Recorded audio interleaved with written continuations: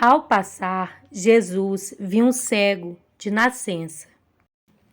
Seus discípulos lhe perguntaram: Mestre, quem pecou, este homem ou seus pais, para que ele nascesse cego? Disse Jesus: Nem ele, nem seus pais pecaram, mas isto aconteceu para que a obra de Deus se manifestasse na vida dele. Enquanto é dia, precisamos realizar a obra daquele que me enviou. A noite se aproxima, quando ninguém pode trabalhar. Enquanto estou no mundo, sou a luz do mundo. Tendo dito isso, ele cuspiu no chão, misturou terra com saliva e aplicou-a aos olhos do homem.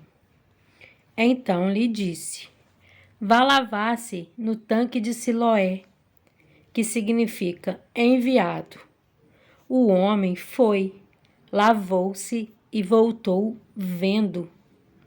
Seus vizinhos e os que anteriormente o tinham visto mendigando perguntaram: Não é este o mesmo homem que costumava ficar sentado mendigando? Alguns afirmavam que era ele. Outros diziam: Não, apenas se parece com ele. Mas ele próprio insistia: Sou eu mesmo. Então, como foram abertos os seus olhos? Interrogaram-no eles. Ele respondeu: O homem chamado Jesus misturou terra com saliva, colocou-a nos meus olhos e me disse que fosse lavar-me em Siloé. Fui, lavei-me e agora vejo. Eles lhe perguntaram: Onde está esse homem? Não sei, disse ele. Levaram aos fariseus o homem que fora cego. Era sábado, o dia em que Jesus havia misturado terra com saliva e aberto os olhos daquele homem. Então, os fariseus também lhe perguntaram como ele recebera a visão. O homem respondeu: Ele colocou uma mistura de terra e saliva em meus olhos. Eu me lavei e agora vejo. Alguns dos fariseus disseram: Esse homem não é de Deus, pois não guarda o sábado. Mas outros perguntavam: Como pode um pecador fazer tais sinais miraculosos? E houve divisão entre eles. Tornaram, pois, a perguntar ao cego: Que diz você a respeito dele? Foram os seus olhos que ele abriu. O homem respondeu: Ele é um profeta. Os judeus não acreditaram que ele fora cego e havia sido curado, enquanto não mandaram buscar os seus pais. Então perguntaram: É este o seu filho, o qual vocês dizem que nasceu cego? Como ele pode ver agora? Responderam os pais: Sabemos que ele é nosso filho e que nasceu cego, mas não sabemos como ele pode ver agora ou quem lhe abriu os olhos. Perguntem a ele, idade ele tem, falará por si mesmo. Seus pais disseram isso porque tinham medo dos judeus, pois estes já haviam decidido que se alguém confessasse que Jesus era o Cristo, seria expulso da sinagoga. Foi por isso que seus pais disseram: Idade ele tem, perguntem a ele. Pela segunda vez, chamaram o homem que fora cego e lhe disseram: Para a glória de Deus, diga a verdade, sabemos que esse homem é pecador. Ele respondeu: Não sei se ele é pecador ou não. Uma coisa eu sei, eu era cego e agora vejo. Então lhe perguntaram: O que ele lhe fez? Como lhe abriu os olhos? Ele respondeu: Eu já lhes disse, e vocês não me deram ouvidos.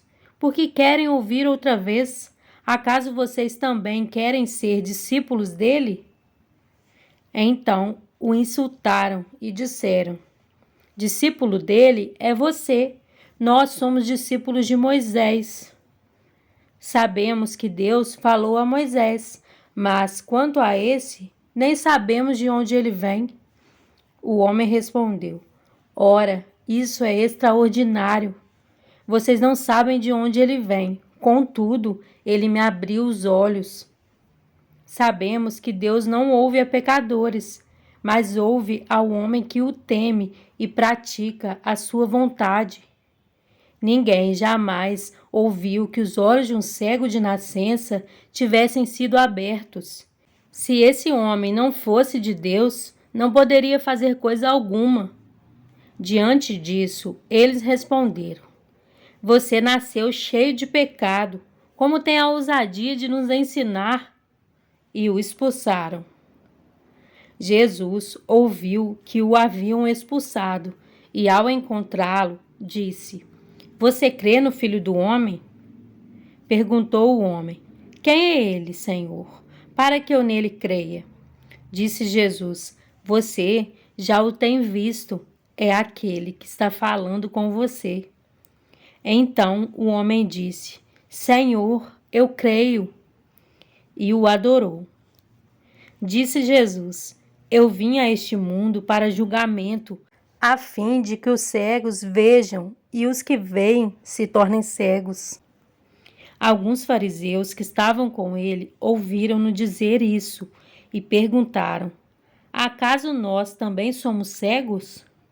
Disse Jesus: Se vocês fossem cegos, não seriam culpados de pecado, mas agora que dizem que podem ver, a culpa de vocês permanece. Em João 14, 16 e 17 diz: E eu rogarei ao Pai, e ele vos dará outro Consolador, para que fique convosco para sempre, o Espírito da verdade, que o mundo não pode receber, porque não o vê, nem o conhece. Mas vós o conheceis, porque habita convosco e estará em vós.